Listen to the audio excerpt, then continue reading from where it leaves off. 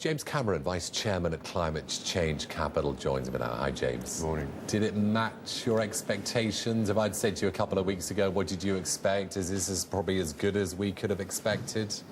I was warning people not to expect this to be the event that determines where capital flows into the solution to climate change the morning after. And I did try and explain that this is a long-run process, highly complex, lots of competing interests. But I'm still disappointed. I still think the deal could have been a lot tougher, a lot clearer, a lot more precise about what is advantage and what is not in a low-carbon economy that we're planning for in the future. I suppose in the end, I'm happy to take an agreement and move on and know that there are opportunities to make it better in the year ahead.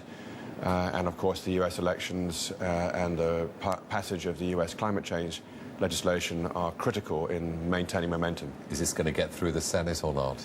It's very close. It looks as if there are about 6 senators right at the center of the whole process. Maybe the whole world is focused on those 6, and 3 of them look like they're interested in moving across to the Democrats' side, at least for this vote. It really is that tight, and I think the chances are better than even.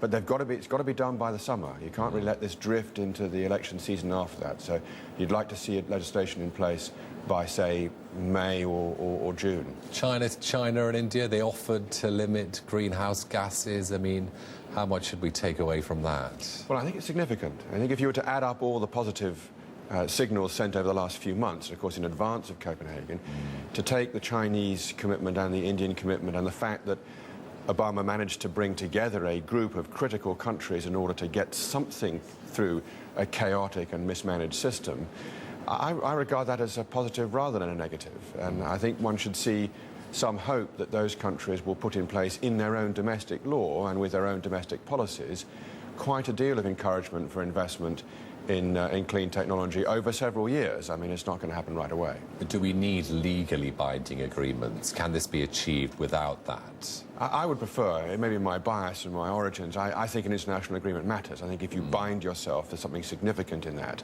And I think the commitment to maintain the institutions that are required to implement and administer these commitments is important. But we've also learned that this highly complex multilateral process is in some respects flawed in a way that can't be fixed in a hurry. We're going to have to learn how to do this over a long period of time, in which case the smaller group that Obama formed might hold the key to getting more precise obligations in place in the future. So we might have to do a not either but both strategy. Isn't that the clever way, though? You know, the top 20 countries emit, what is it, 80%? So isn't that the logical way to go forward? Keep it small? Or does that alienate the others? It does alienate the others. If you were in the room, you could have felt it, that the rest of the world who are clearly implicated in the consequences of climate change feel aggrieved that a decision was taken by a smaller group that somehow pushed them into a box. But the bulk of the problem is not caused in the bulk of the countries that are attending these processes. And it's perfectly proper to focus on how to solve the problem. The key outcome is taking tons of carbon out of the atmosphere. If you want to look after the poor in Africa or indeed in America on the basis of the threat they face from climate change, solve the problem, in which case you focus on where the problem is, and it's not in Africa. Where does that leave the process now? As you said, James, in the beginning, you know, this is something that's been going on behind the scenes for years. What's the next sort of point of this long process? I think it's perfectly proper to look hard at how one can make the multilateral process better, but you've got to commit to it. There's no substitute for it. It's a global problem. It needs to be resolved in a global institution. But we do have to break it up into bits so that we can get decisions made that do have an effect on where capital flows. The result we're looking for is that carbon has a value looking into the future, that there could be stranded assets associated with high carbon investments and tremendous encouragement for low carbon investments globally.